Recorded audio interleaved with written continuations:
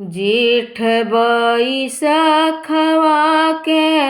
ऊ कठली बेलिया बेलिया तरवाना हो बेलिया तरवाना मैया लिहली बसेरवा बेलिया तरवाना मैया लिहली बसेरवा बेलिया तरवाना मलिया के पुतवा हो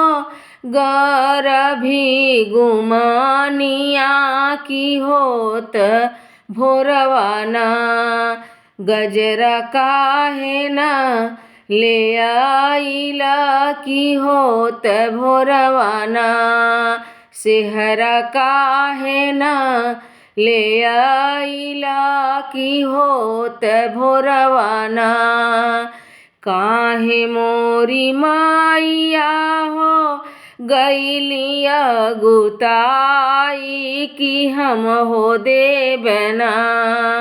मैया फूले के गजरवा की हम हो देबना मैया फूले के सेहरवा की हम हो देबना भजजवा के पुतवा हो गरभी गुमानिया की होत भोरवाना चुनरी काहे ना ले आइला की होत भोरवाना चुनरी काहे ना ले आइला की होत भोरवाना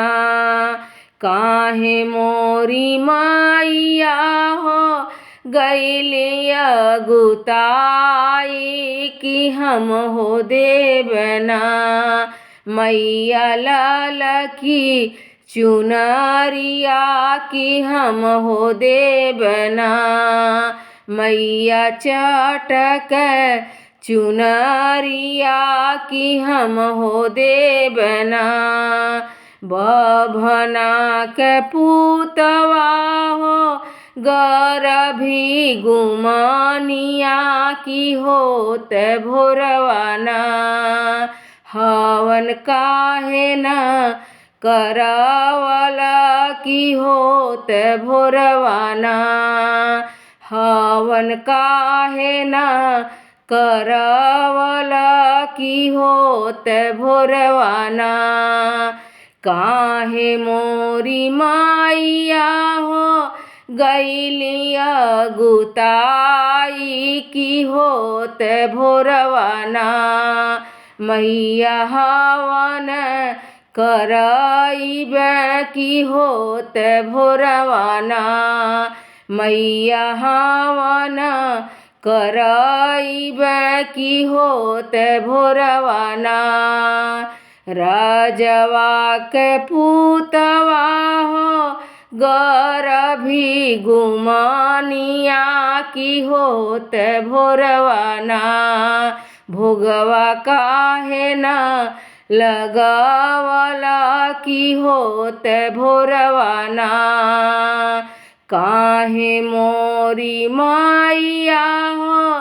गैलिया गुताई की होत भोरवाना मैया भोगवा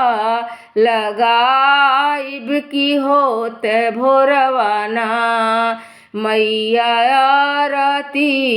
उतारब होत भोरवाना जेठ बैसखवा के ऊ कठली बेलिया बेलिया तरवाना हो बेलिया तरवाना मैया लिहली बसेरवा बेलिया तरवाना मैया लिहली बसेरवा बेलिया तरवाना।